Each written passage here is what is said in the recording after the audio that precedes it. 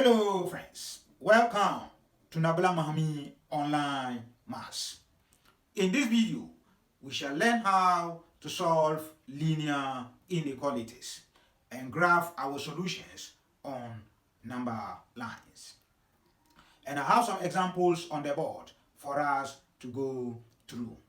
But before we go through these examples, let's look at the meaning of inequality in mathematics. In mathematics, an inequality is a mathematical statement which involves the use of the following signs. This sign is called less than. This is called greater than. This is less than or equal to. And this is greater than or equal to. This means that if you have a mathematical expression which involves the use of one or more of these signs, then that particular expression is an inequality. Now, let's go through the examples on the board. Example 1, I have x plus 2 less than 5 minus 2x. To solve this, let me recopy it. X plus 2 less than 5 minus 2x. The first step for this, gather like terms. That is those with variables one side, those without variable another side. So here I have x. You know, this one is minus 2x. If I'm to bring it to the left hand side, because it's going to cross this inequality sign, it will change to positive since it is negative. It's just the same thing as when it is equal sign. So I have here to be plus 2x. Here will be less than 5. If I'm to bring 2 to this side, you know 2 is positive. When it crosses the equal sign, it becomes negative. Then here, x plus 2x, 3x, less than 5 minus 2 is 3. I want to solve for x. I have to divide both sides by the coefficient of x, which is 3 in this case.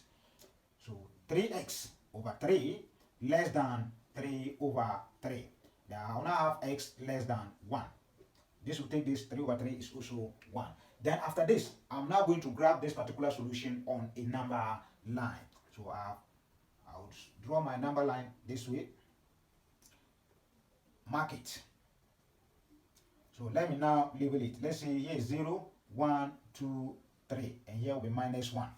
You label it in such a way that you get this particular number on the number line. So now to draw the arrow, you go to 1 and draw a circle. So here, let me explain something here. If it's less than or greater than, and you put the circle, leave it open, don't shade it. But if it is less than or equal to, or greater than or equal to, this one you have to what? Paint it. But because this one it is only less than, we have to just leave it open, that is unshaded.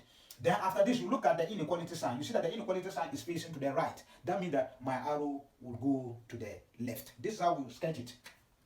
So now I will draw my arrow this way. And then right. X is said that x is less than 1. So we have been able to graph this particular question on a number line. Let's move to example 2. Example 2, I have minus 2x less than or equal to 10 plus 3x. I'll gather my like terms. Here will be minus 2x less than or equal to 10. Sorry, minus 2x. When this one is coming here, to be minus 3x because it is positive. Less than or equal to 10. And you know that minus 2x minus 3x will be minus 5x less than or equal to 10. After this, I'll divide both sides by the coefficient of x here, which is negative 5. So here will be minus 5x over minus 5 less than or equal to 10 over minus 5. Now, to move to the next step, you have to take some caution. You have to be very, very careful. The rules of this, one of the rules is that when you are dividing through by a negative number or you are multiplying through a negative number, the sign of the inequality must change. Meaning if it's less than, it will change to greater than. If it is less than or equal to, it will change to greater than or equal to.